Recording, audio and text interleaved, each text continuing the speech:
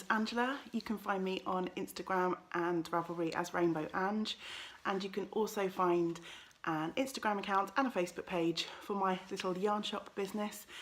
We are called Yarn and Yarns, and we're based here in Penarth, which is in South Wales, just outside of Cardiff in the UK.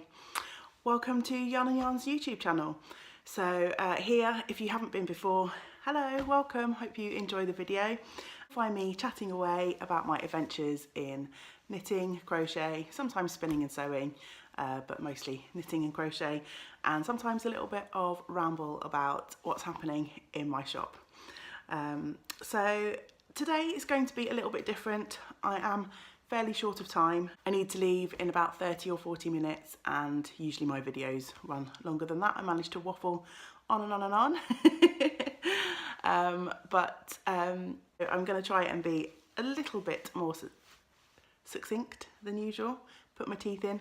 It's early in the morning, you'll have to forgive me.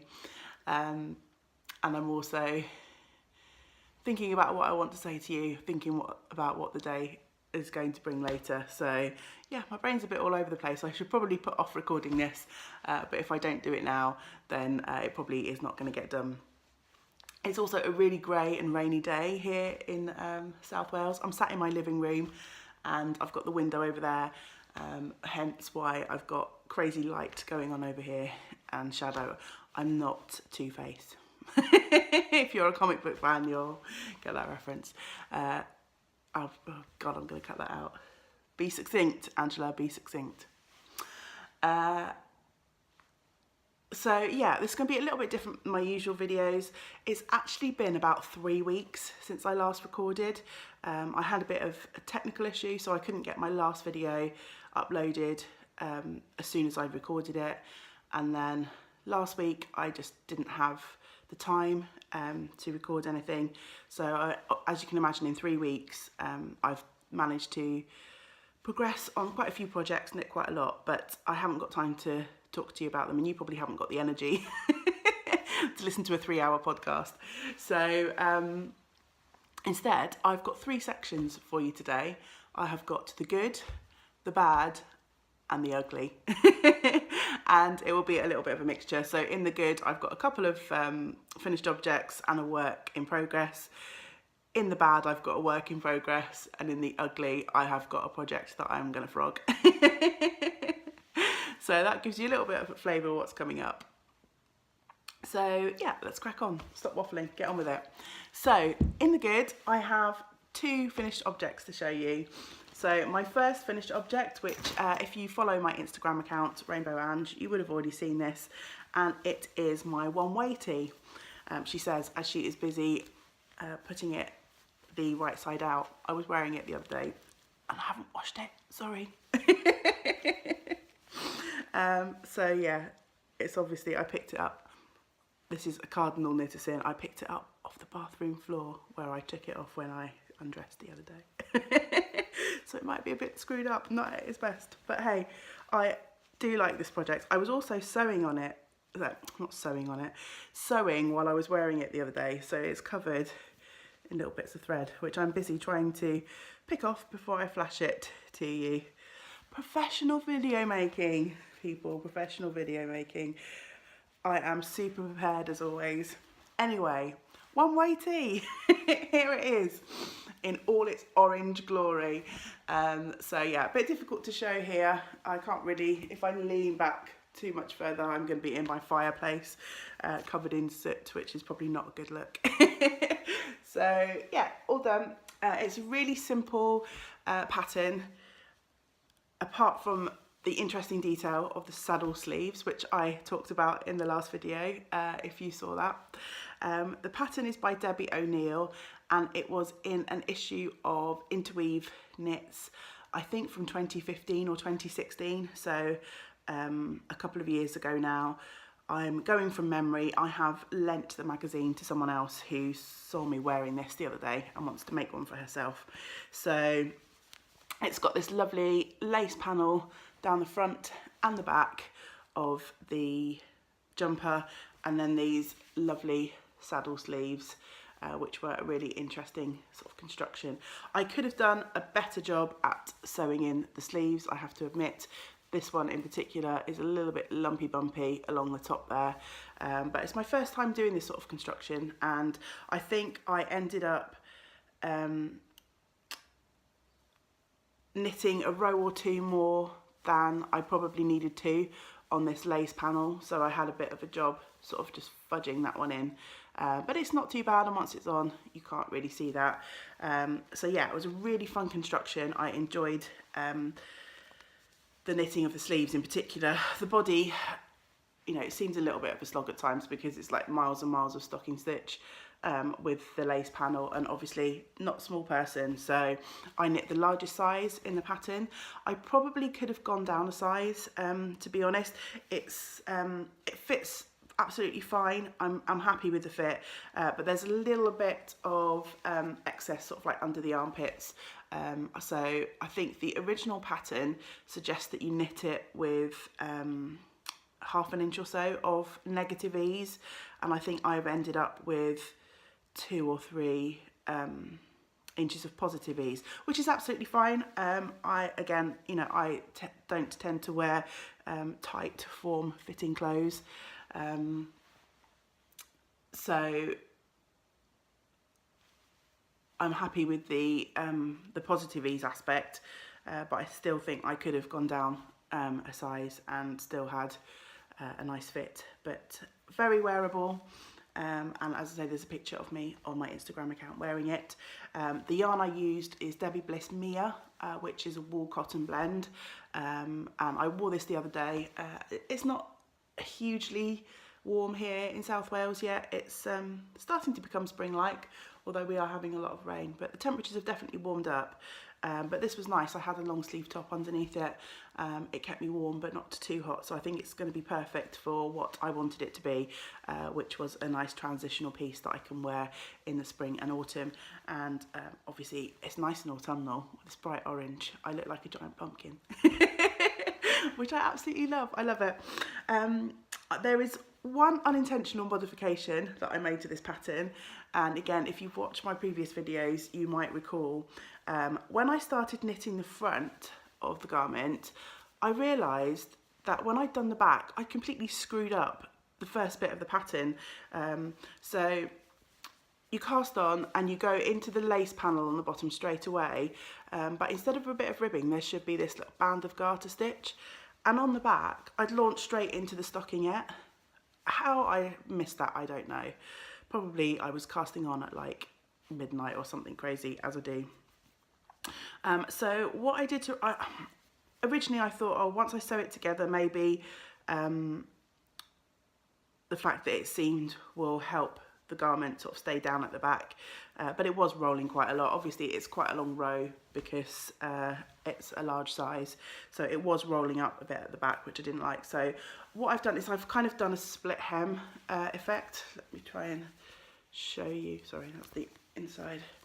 So as you can see, the back is now slightly longer than the front, so I just went along, picked up the stitches and then knit the same amount of sort of garter edging as on the front on the back, and that's keeping the back down nicely. It's not rolling, which is great, and it gives a small split hem effect, but I'm going to wear it a couple of times. It works perfectly well, but I'm wondering whether I should make it even more of a feature.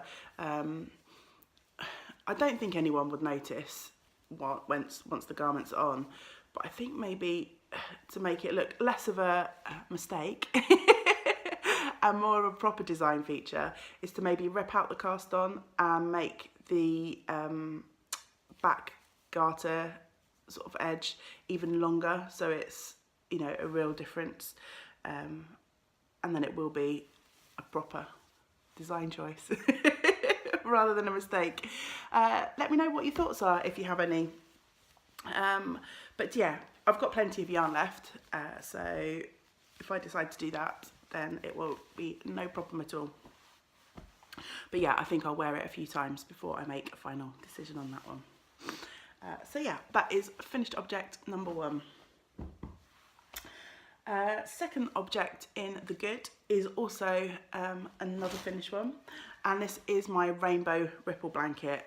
Now, I honestly cannot remember whether I talked about this on the last video. I may have just started it.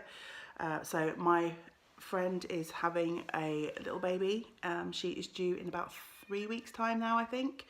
And she asked me if I would make a few things, and I am super behind on that. Apologies if you can hear the noisy cat again. She's very grumpy because it's raining and she can't go out.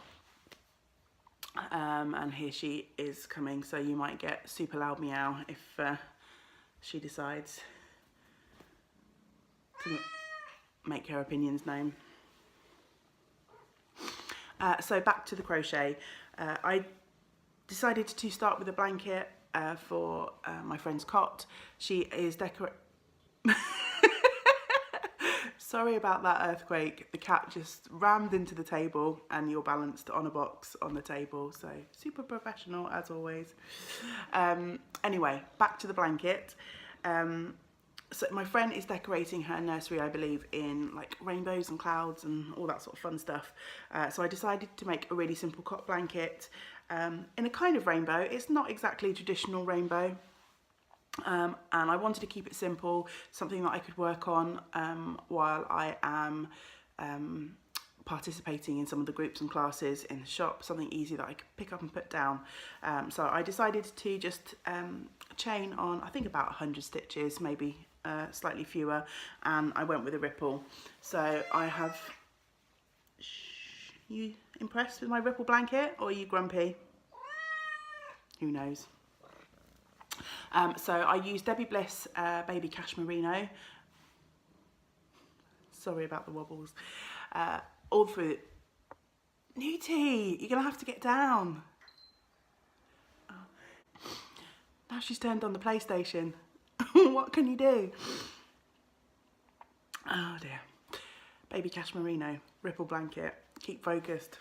So I've used red, orange, yellow, green, blue, and then a purple in the middle, and then I've gone back out in the opposite colour direction. So yeah, again, I'm not really going to be able to show you the full blanket, but that gives you the idea. So yeah, really simple ripple, and I think I did talk about this on my last video because I remember explaining the sequence for the ripple. So I'm really pleased with that. It's nice and soft and snuggly, and it can now, I'm not going to bother putting an edging on it.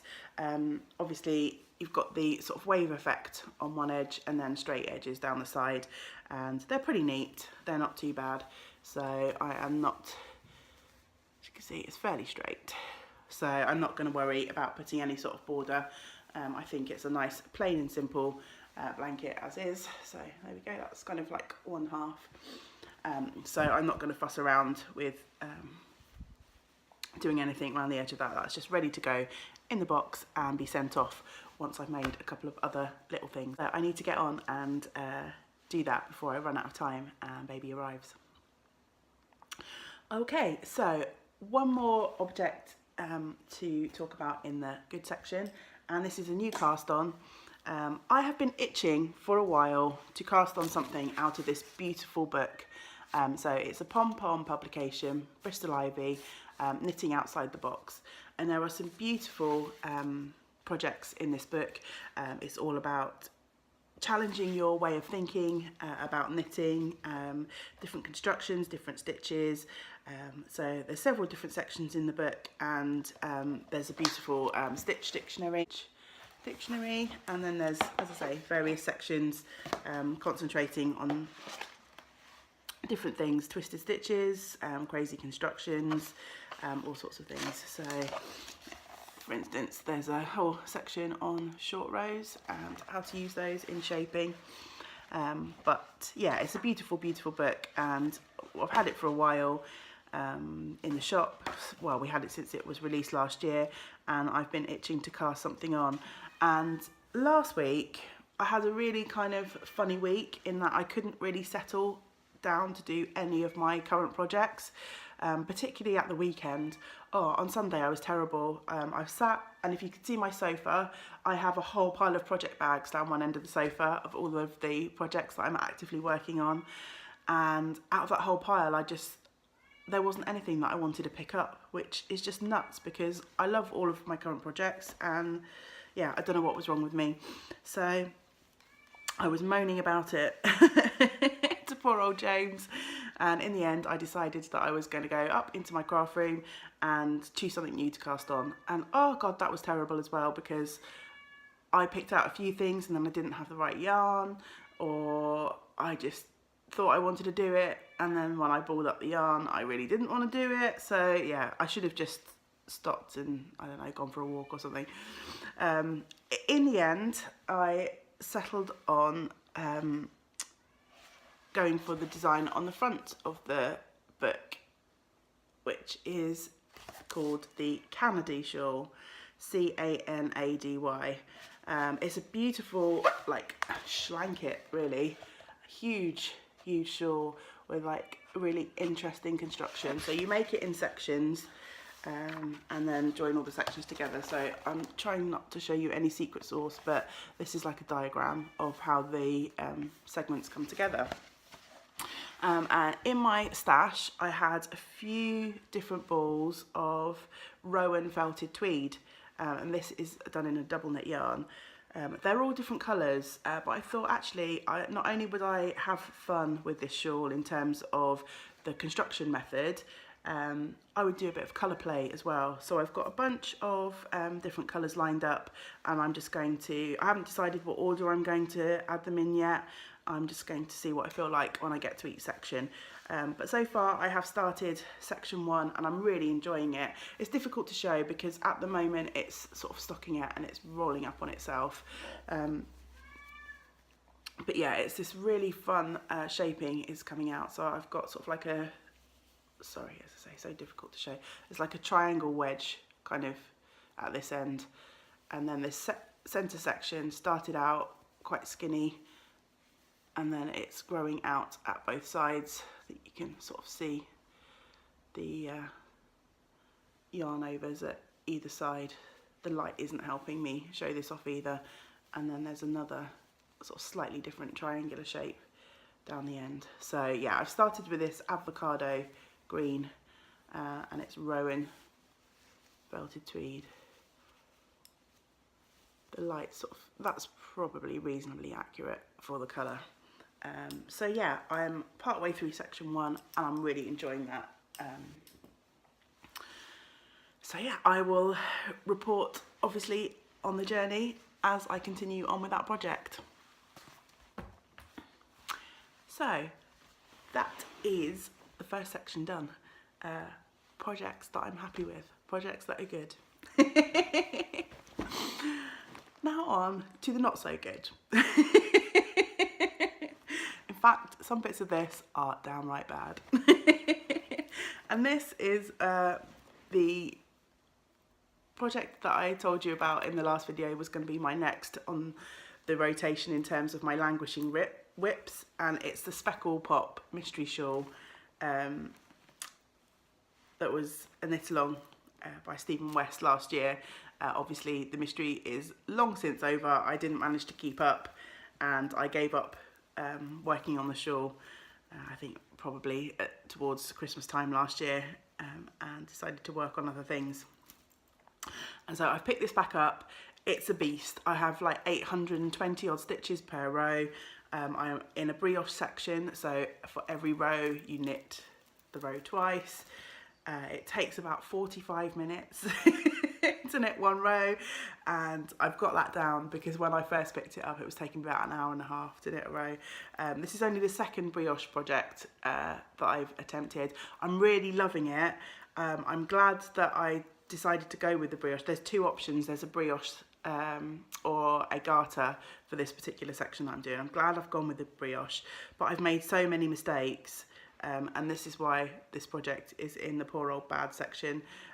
It hasn't really grown a huge amount since you've last seen it, even though I've been working on it for hours. So when I last picked it up, and again, I'm not going to be able to show you this because look at this sort of dishclothy mess on here. So when I showed it to you as a languishing whip, I was on just, I'd just knit this first row. So where this big eyelet is, I just knit the first row into that loop, So the project has only grown by about an inch. So if you can see from there to there.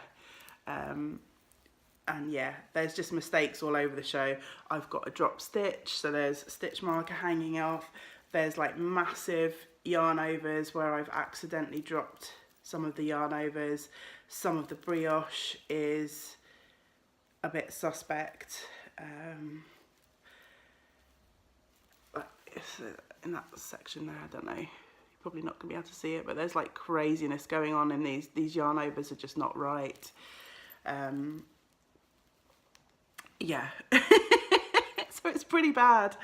I contemplated giving up again, but I'm just gonna go with it. You know, to be honest, I love all the yarns in this project, but it's such a crazy shape, and so wild and out there. I don't know if I'm ever gonna wear it anyway, and at this point, you know, I've put so many hours into it, I'm just going to finish it. Perhaps it will just hang on the wall as an art piece. I am really enjoying the brioche though. As I suspected, my colours are a bit too close together to really show off the two colour brioche technique. Sadly, the better side for the showing off the two colours is the rear side. So I think you can see that. So I've got the light grey and then the multicolours. And that shows up pretty well, but when you flip it over to what is actually the right side, it sort of the two colourness doesn't really come through as well. Sorry, I'm showing this really awkwardly. So yeah, this project is pretty bad. The mistakes, the low contrast, but it has really I hate the needles that I'm knitting on as well. These were the only pair that I had free. They're Knit Pro Trends, which are the acrylic needles. And once I finish this project, these are going in the bin. I'm not one to usually be like that and throw stuff away, but I just don't like these needles at all, and I wouldn't wish them on anyone. So they are, yeah, going in the bin once this is done. So yeah, that is the bad. Oh, I've just found another crazy, can you see that? I've got a hole there, crazy brioche mistake. So yeah, the bad. But yes, I am going to soldier on with that. I've got about 3 more rows left to do and then the bind off. In the scheme of things, I don't think the mistakes in such a crazy project are really going to show too much. And I have kind of enjoyed knitting it, or I've certainly enjoyed doing the brioche section. I think the fact that there's 800 odd stitches is a bit of a chore, but I enjoyed the technique. There's quite a nice rhythm to it. So I definitely want to practice with brioche a bit more. I'm thinking, I've got a pattern in my library which I bought ages ago. It's the Chances wrap by Charlotte Borry, and it's a nice big wrap, but Charlotte says in the pattern herself that she doesn't enjoy, she likes wearing shawls and wraps, but she doesn't enjoy the long rows. So it's kind of like knit it on the bias in shorter sections. So I think I'm going to pick out some yarn and cast that on just to keep practicing with the brioche. It would be nice to feel like I've got that technique in my armoury. I knit a hat before, but it was a fairly quick project. And going back to this brioche and having made a few mistakes until I got into the rhythm of it made me realise that, you know, I need to do that a little bit more before I can feel like I am relatively proficient in it. So yeah, once that's finished, another brioche project will go on the needles, but I'm keeping that in a beautiful bag that I got from Lara, who has the Fawn and the Fox podcast. It's my skeletons and flowers. It's a nice big project bag, so plenty of room in there to house the crazy shawl with there's 3 main colours and like 5 contrast colours, so lots of yarn in that one. But yeah, that's it for that one. I think I shall soldier on and I will finish it, but it's pretty bad. And the final project, this is the downright ugly. Well, in my opinion, you might find it okay, I don't know. One of my lovely customers has been knitting this beautiful pattern from Melanie Berg called the Rhinelust. So it's a lovely shawl with kind of like a waved border, and then it also has like a stockinette panel. And I've really wanted to knit this for a while, since she started hers. And I had it in my head to use a beautiful gradient yarn that I bought at last year's Wonderwall, and it's Wonderwall again this weekend, so it seemed fitting that I would cast on something left over from last year's Wonderwall. And it's this lovely gradient yarn from Belika yarns, so starting at the pale yellow, going out to this gorgeous orange. Now I think the Rhinelust takes 2 skeins, but as you know, I am a big fan of orange. Well, you will know if you have watched these videos before, and I've got plenty of orange solids or semi-solids in my stash, so I thought actually I could use this and then match up like a darker orange for the edge, and I thought that would look really nice in that beautiful wave pattern, almost like flames. But I've started the project and I really don't like it. I think it's ugly. I think the yellow, sadly, is a bit too insipid for the project. So this is as far as I've got. I know I haven't really done much, and the light is terrible, so it's not really showing the colour, but I'm just not enjoying it. I just don't think this is the right yarn for that beautiful project. So this is my little ugly scrap. I'm probably not being that fair, because the yarn's lovely. The gradient's beautiful, isn't it? Very sort of sunset, sunrise, flamey kind of gradient. It's just not the right, you know, sometimes when you have a beautiful pattern and beautiful yarn, but they're just not meant to be together. And I think this is the case for this one. Yeah. So this is going off to the frog pond, and I will have to decide on another project. I'm sure the perfect project will come along for this beautiful yarn. It's just not this one. But of course, it does give me an excuse to maybe shop for some beautiful yarn for this lovely Rhinelust shawl at Wonderwall this weekend. I shall be going on Sunday. The local Quilters Guild always put on a coach to Wonderwall, and so we just hop on the coach trip with them. And I'm going to try not to buy too much stuff. I don't really need anything. I want to get some stuff for a spinning wheel that I have 2 spinning wheels now. I posted on Instagram before we went to New Zealand that I'd bought a lovely Howden spinning wheel, and then a few weeks ago a lovely lady came into the shop, said that she wanted to get rid of a spinning wheel that she'd had and didn't use, and she just wanted to give it away. She didn't want anything for it, and it turned out to be an Ashford traditional. Can you imagine just giving one of those away? It's a beautiful thing, but I need to get a few bits and pieces to get those up and running. So that's my excuse for going to Wonderwall this year, even though I don't really need anything else, but I'm sure I'll pick up some yarn along the way as well. So yeah, that's coming up this weekend. If I get a chance, I'll probably do a little bit of vlogging about it, take a few videos along the way, but we'll see. We usually, last year I went for both days. I hopped on 2 coach trips, and the Sunday trip was much shorter. We left earlier, so I don't know exactly how much time I'm going to have to look around. I had the benefit last year of having already been on the Saturday, so I knew what I wanted to see on the Sunday, what I wanted to go back to, but this time I'm going to have to fit it all into one day, and a shorter time scale as well, so I don't know how much time I'll have for recording, but I'll try and get a few bits and pieces for you. So yeah, I think that is it for today. Sorry, it's been a bit all over the place. Although that's probably pretty much standard for these videos.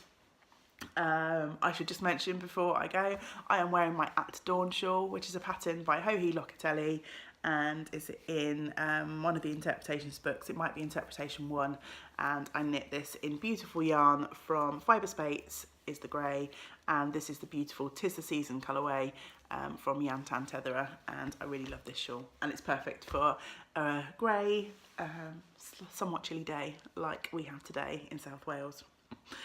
So I think I shall wrap up there. Thank you so much for watching the craziness that is Yarn and Yarns. I hope you've enjoyed the video. We're coming up now. We've had a few lovely new subscribers, so hello if you are one. And of course, massive hello to all of you lovely people who come back time and time again to watch the craziness. I really appreciate you all. We are coming up to 100 subscribers now. We're a few people away from that, so I think I will probably do a giveaway once we do hit 100, because that's quite an exciting milestone for me. I know that, you know, there are tons of podcasts out there, and many of them have like thousands of subscribers, and my excitement over 100 is, you know, small compared to that. But yeah, I think if we get to, I'm saying when, if we get to 100, I'll probably do a lovely giveaway, just to reiterate really how much I appreciate you all coming back time and time again. So yeah, that will hopefully be coming up.